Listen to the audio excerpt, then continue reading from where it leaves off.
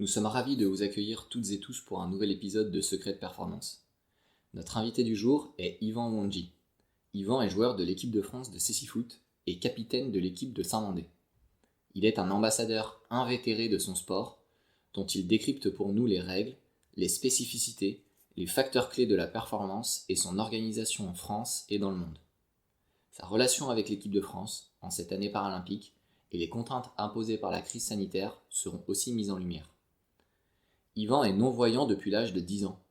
Découvrez son incroyable témoignage sur son handicap, les spécificités de la cécité, et surtout comment est-ce qu'il sensibilise les gens autour de lui, comment est-ce qu'il analyse l'évolution des mentalités et de la société par rapport au handicap à l'approche des Jeux Olympiques et Paralympiques de Paris 2024. On vous laisse avec lui. Très bonne écoute à toutes et tous. Bonjour Yvan, comment vas-tu aujourd'hui ? Bonjour à toi, bonjour à ton collègue Bonjour Yvan. Lucas, tout va très bien aujourd'hui. Avant de démarrer dans le vif du sujet, on va peut-être te demander de te présenter de manière succincte pour que les auditeurs sachent un peu qui tu es. Donc je m'appelle Yvan Wandji, je suis âgé de 27 ans, bientôt 28. J'ai un frère jumeau qui s'appelle Yvon. Je suis non-voyant depuis l'âge de 10 ans et je joue au cécifoot, au club de Saint-Mandé et en équipe de France. Donc le club de Saint-Mandé qui est en région parisienne, c'est ça ? Absolument, non loin de là, à Vincennes, on s'entraîne juste à côté de Vincennes toutes les semaines et on a des matchs régulièrement. Et en termes d'études, de ton parcours professionnel ? Lorsque j'étais petit, donc je voyais, j'ai été dans une école classique au primaire. Ensuite, j'ai perdu la vue, donc j'ai été dans une école spécialisée pour les mâles et les non-voyants. Okay.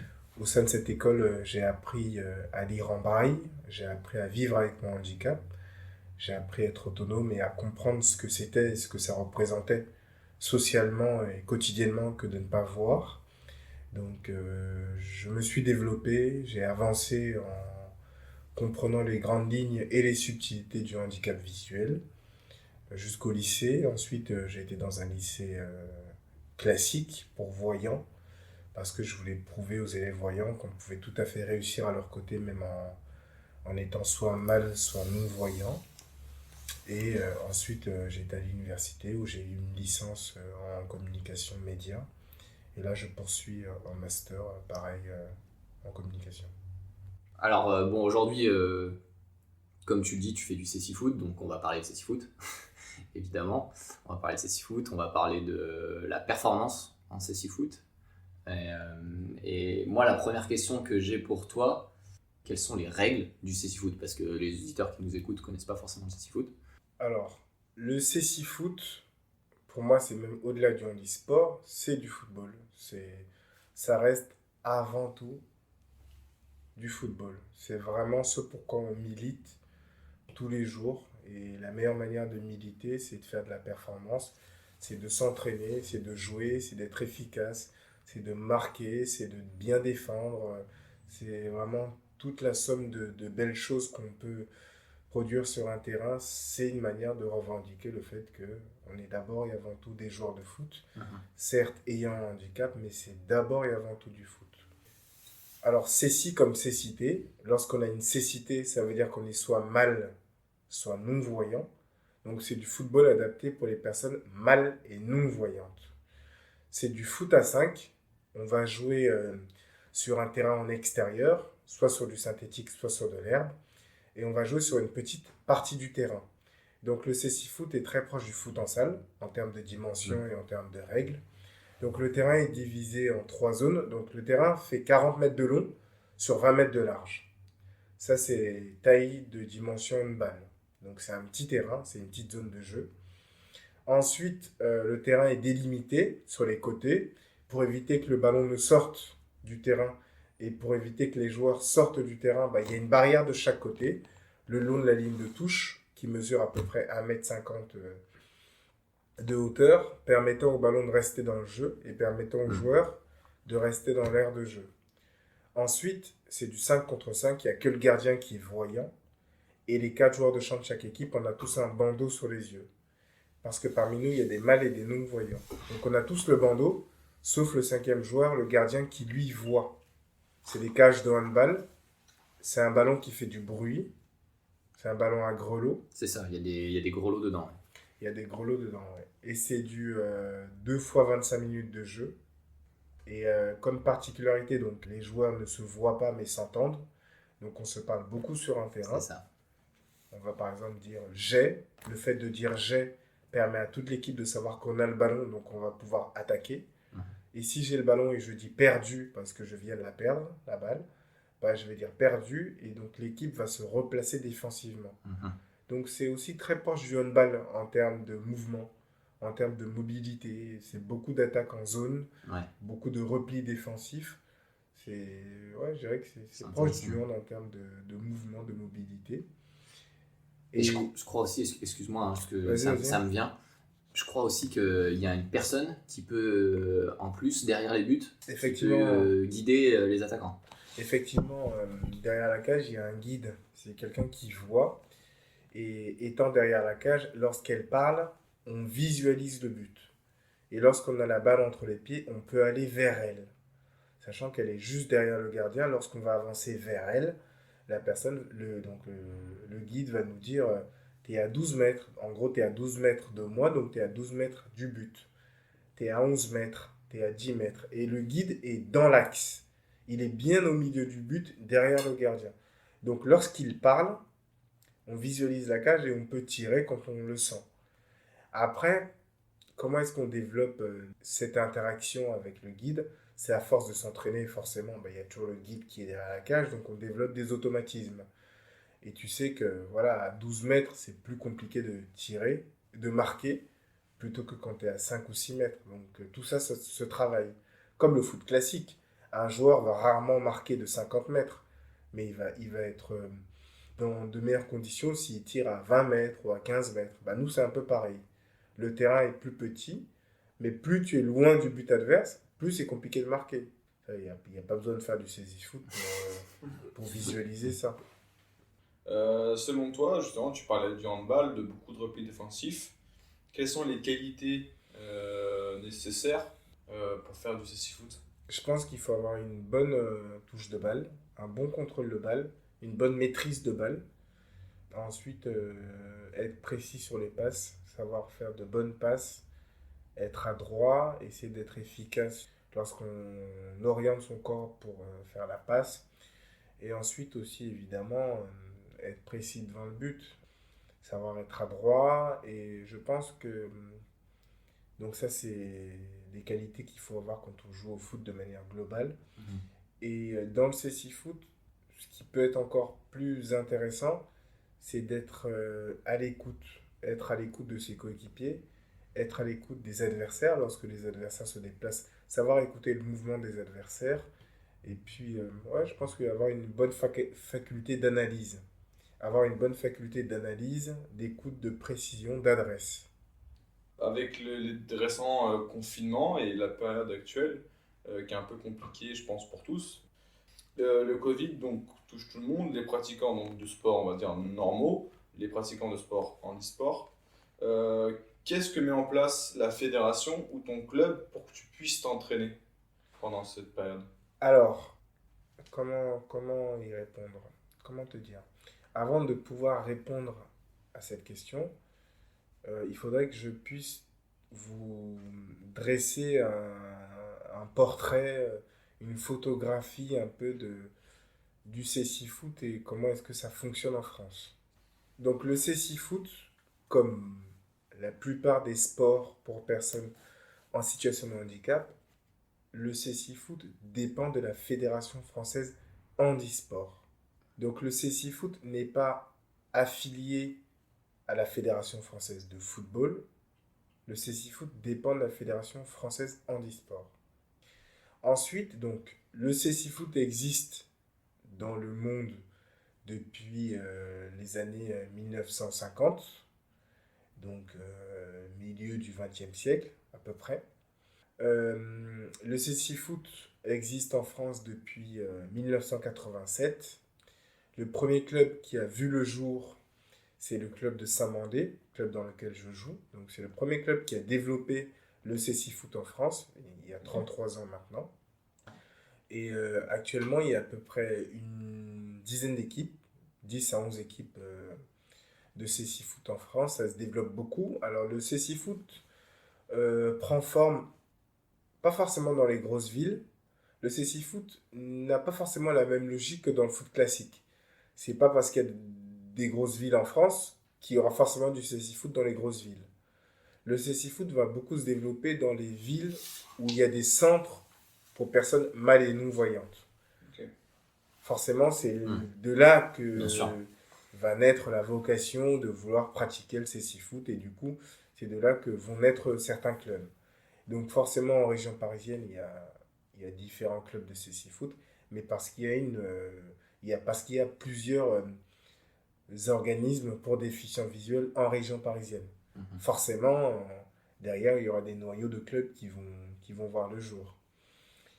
Ensuite, on retrouve le CéciFoot, par exemple, à Lens, parce que dans le Nord, il y a des centres pour déficients visuels. Il y a une équipe de CéciFoot à Toulouse, parce qu'il y a un centre de déficients visuels pas loin. Voilà, ça a plutôt cette logique-là. Ensuite, il y a également le soutien des villes. Par exemple, à Saint-Mandé, on est soutenu par la ville de Saint-Mandé. Donc forcément, cet appui financier, ces moyens qui sont mis en œuvre pour que le CéciFoot se développe au sein d'une ville, va forcément impulser le fait que le club CéciFoot puisse voir le jour au sein de cette localité. Donc en France, on a un championnat qui est composé de 10 clubs. Il y a une Coupe de France de CéciFoot, il y a une équipe de France de CéciFoot, il y a une Coupe d'Europe avec les pays, il y a une Coupe du Monde. Et le CéciFoot est un sport qui est aux Jeux paralympiques depuis Athènes 2004. Donc pour revenir à ta question, donc il y a des entraînements régulièrement organisés, gérés donc par chaque club voilà, dans son secteur. Voilà, comme dans le foot classique, il y a des entraînements régulièrement. Mais c'est vrai que là, avec le Covid, c'est plus compliqué parce que les terrains sont moins accessibles, il y a moins de créneaux, parce que sur nos terrains s'entraînent également d'autres équipes sportives. Hein. Par exemple, nous à Saint-Mandé, il y a d'autres équipes sportives du club de Saint-Mandé qui s'entraînent, il y a les jeunes, il y a différentes catégories, il y a les scolaires, donc forcément il y a peu de place avec le couvre-feu aussi, et nous on aurait la possibilité de s'entraîner avant le couvre-feu, sauf qu'il faudrait que les uns et les autres soient disponibles à ce moment-là.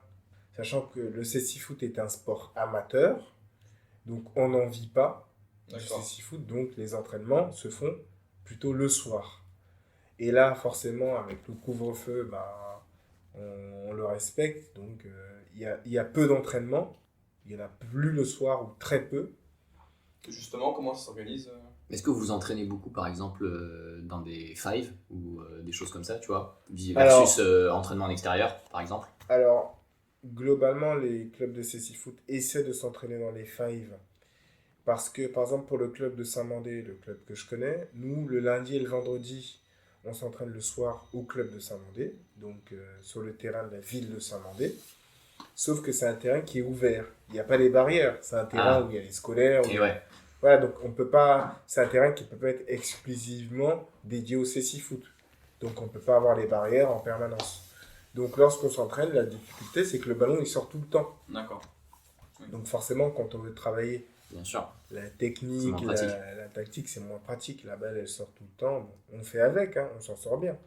Et effectivement, les clubs de CéciFoot s'entraînent en five. Même au-delà du Covid, qui dit five dit créneau. Paiement. Voilà, absolument. C'est de l'argent à investir en plus par rapport au excellent, club. Bravo, excellent. Bien sûr, c'est un budget supplémentaire. D'aller s'entraîner en five, c'est un vrai budget. Et comme je vous ai dit précédemment, c'est pour ça que j'ai voulu redresser le tableau pour que vous compreniez un petit peu.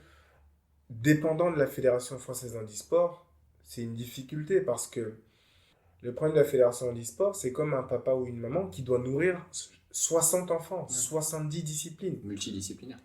Bien sûr, quand tu as de l'argent, mais que tu dois l'investir et que tu dois nourrir tout le monde, il y a énormément de disciplines dans e-sport, donc ça devient compliqué. Donc on essaie de trouver d'autres moyens de financement. Les villes essaient de suivre, mais Saint-Mandé va aider le CC-Foot, mais il n'y a pas que le CC-Foot qu'elle doit soutenir. La ville, elle doit soutenir d'autres projets sociaux, culturels, d'autres sports aussi, bien sûr. Donc il faut répartir un peu les moyens.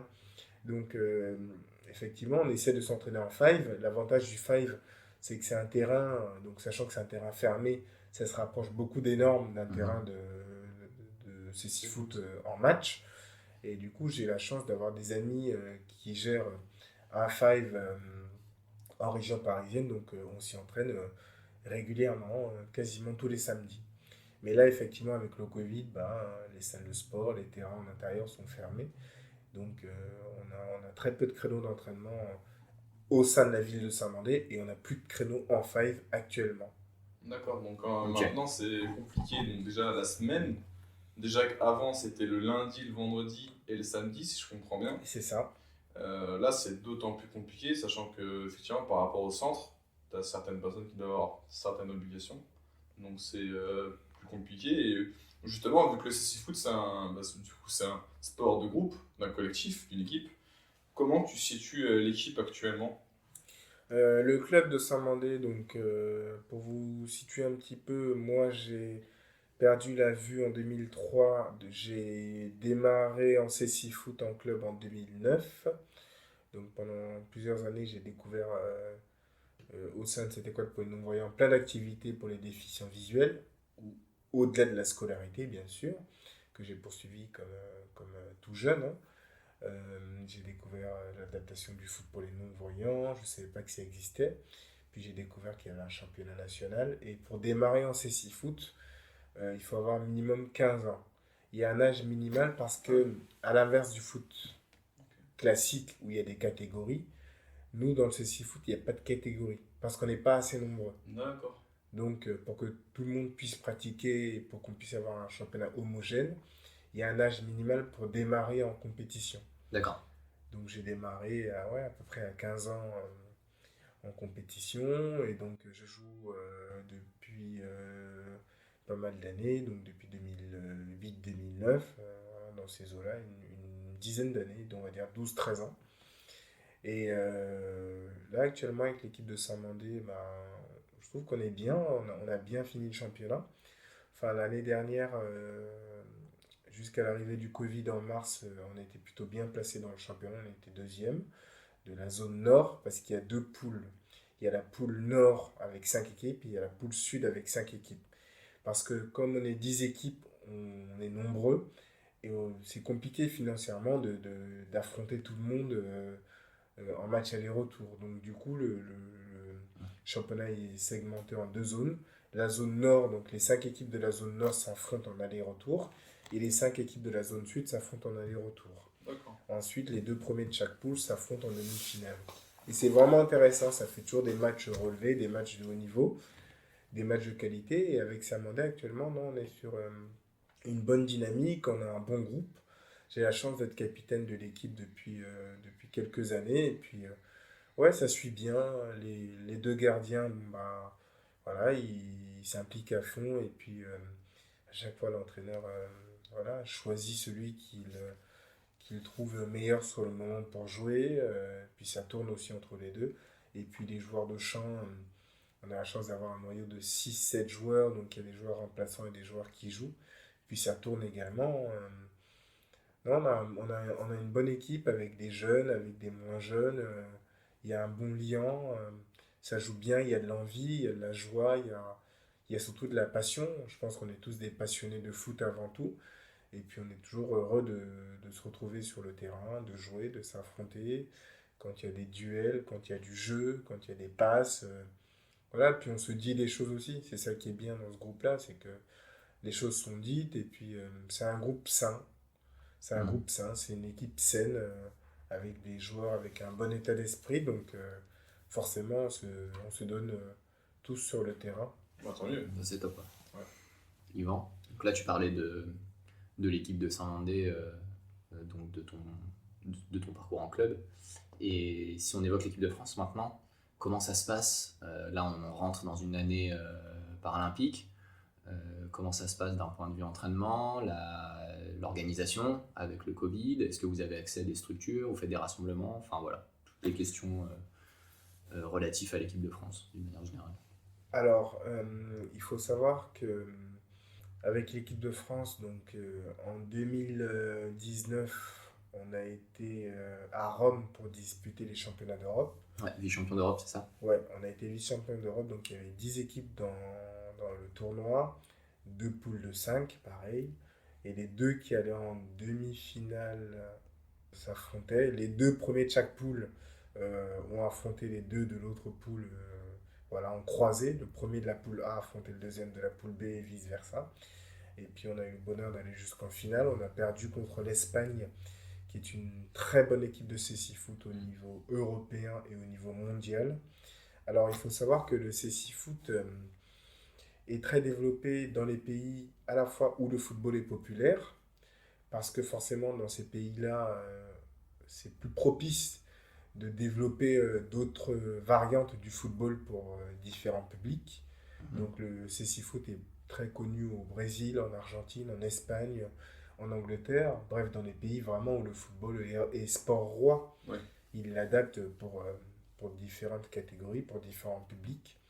Et ensuite, le football est aussi bien développé version cécifoot dans les pays qui sont à l'aise économiquement. Forcément, dans les pays où il y a de l'argent, où économiquement c'est plutôt stable et sur la pente ascendante, forcément, avec de l'argent, on peut mettre à disposition des outils, des structures, des terrains pour d'autres publics, notamment pour les déficients visuels, autrement dit pour les mal et les non-voyants. Donc le cécifoot est notamment développé en Belgique, en Afrique, ça commence de plus en plus au Maroc, en Côte d'Ivoire, au Cameroun, au Mali, en Égypte, voilà, en Asie, en Thaïlande, en Chine, au Japon. De plus en plus de pays prennent conscience que une manière de se valoriser, parce que c'est une manière aussi pour les pays de dire, bah, voilà, on fait pas mal de choses pour différents publics, et les pays ont aussi pris conscience que c'était une forme d'épanouissement, et qu'au-delà de ça, il y a du niveau, il y a de l'importance, il y a de l'intérêt à développer différentes pratiques sportives pour les personnes en situation de handicap, notamment. Donc le cécifoot se développe de plus en plus dans plein de pays dans le monde.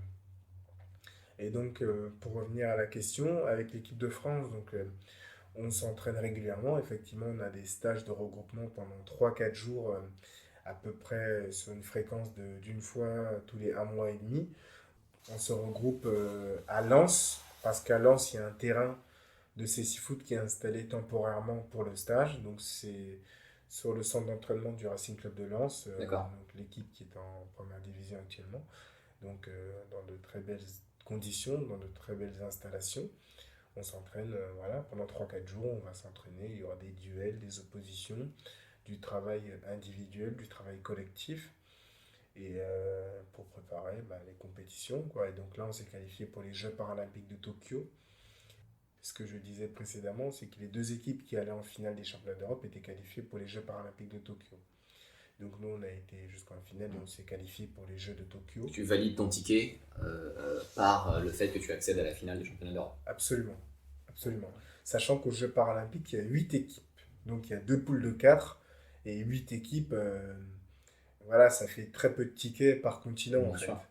C'est le même format, les deux premiers s'affrontent pour faire demi-finale, finale. C'est ça, donc 2 poules de 4 et les deux qui sortent des poules vont en demi, s'affrontent en demi. Voilà, après les Jeux paralympiques, c'est la plus grosse compétition en cécifoot. Le niveau il est hyper relevé. Là, tu as les meilleures équipes, les meilleurs joueurs du circuit du moment. Donc là, ça va être une très très grosse compétition.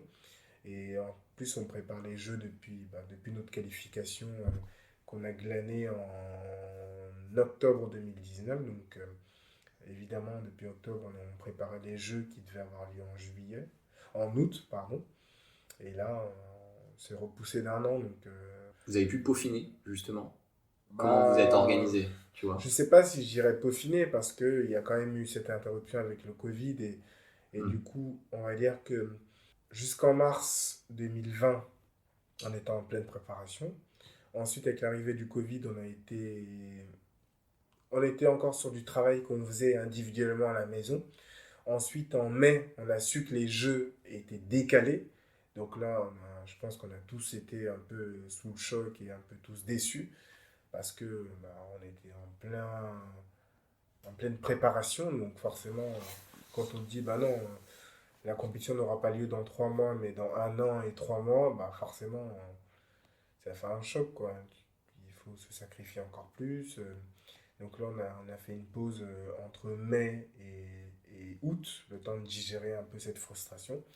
Et puis depuis août 2020, ça y est, on est reparti. Là, on est reparti sur les stages. On en a effectué plusieurs, quasiment une dizaine, en préparant les Jeux paralympiques. Après, ce qui est frustrant, c'est qu'on ne peut pas affronter d'autres équipes, on ne peut pas voyager. Il y a plein de tournois. Par exemple, en mars 2020, on devait aller au Japon pour faire le tournoi amical olympique, sachant que avant les Jeux olympiques et paralympiques, il y a toujours un tournoi amical dans le pays hôte. Il y a toujours un tournoi CC-Foot et d'autres disciplines d'ailleurs pour tester les installations et pour affronter les autres équipes D'accord. sous le format amical. Donc ce tournoi-là a été annulé. On devait avoir un tournoi en Angleterre, il a été annulé. On devait potentiellement avoir un tournoi au Maroc, il a été annulé. On devait avoir un tournoi en Espagne, il a été annulé. Bref, donc 5 à 6 tournois ont été annulés. Du coup, on a remplacé ces tournois pour ne pas rien faire. On a remplacé ces tournois par des stages entre nous. Donc ça permet de maintenir le rythme, de maintenir la fréquence et puis de rester focus quoi, sur l'objectif qui est de ne pas simplement aller au jeu, mais de faire la plus belle des C'est performances. ça. Parce que j'avais cru comprendre, j'avais cru lire que l'équipe de France avait quand même de belles ambitions pour les Jeux paralympiques. Disons que si on regarde un peu dans le rétro, en 2012, on a été aux Jeux paralympiques à Londres, on a été médaillé d'argent. On a perdu en finale contre le Brésil, qui est la meilleure équipe du circuit depuis énormément d'années. Ensuite, en 2016, on a loupé la qualification pour les Jeux paralympiques de Rio. Là, on s'est qualifié pour les Jeux de Tokyo et on est aussi automatiquement qualifié pour les Jeux de Paris, sachant qu'on est le pays hôte. Donc, au CC Foot, forcément, on donnera tout aussi à ce moment-là. Mais oui, effectivement, l'idée, c'est de faire la meilleure des places lors de ces Jeux-là. Donc, on va voir à Tokyo, voilà ce que ça donnera, mais on espère en tout cas, c'est sûr, faire la meilleure position possible, la meilleure des places possible. Et moi, j'ai envie de rebondir sur quelque chose qui était assez intéressant quand on a parlé. C'est par rapport à justement ce report des Jeux olympiques et paralympiques. C'est un peu une zone d'incertitude, comme tu as dit, pour tout le monde. Et toi, justement, comment tu gères cette incertitude? Alors, il y a eu quelque chose de positif qui s'est passé avec ce report. C'est que j'ai pu davantage travailler physiquement et notamment j'ai pu du coup bénéficier d'un préparateur physique que j'ai eu la chance de rencontrer parce que voilà, je suis ami avec un proche à lui et puis on a pu bâtir un vrai travail global, physique, en salle et en extérieur. Donc ça, je trouve que c'est hyper positif et au-delà de ces Jeux de Tokyo, ça va être un réel apport sur du long terme. Euh, et puis c'est un préparateur physique pareil qui a aussi intégré l'équipe de France et qui nous fait travailler qualitativement et puis on espère que ça se ressentira sur les performances. Mais après, au-delà de ça, c'est sûr que lorsque j'ai appris la nouvelle, j'étais frustré de voir encore travailler 1 an de plus pour déjà gagner sa place parmi les joueurs sélectionnés pour les Jeux paralympiques. Et bien sûr, moi je n'attends qu'une chose, c'est d'être sélectionné et de prendre part au match et de jouer, de tout donner, de apporter la pierre à l'édifice.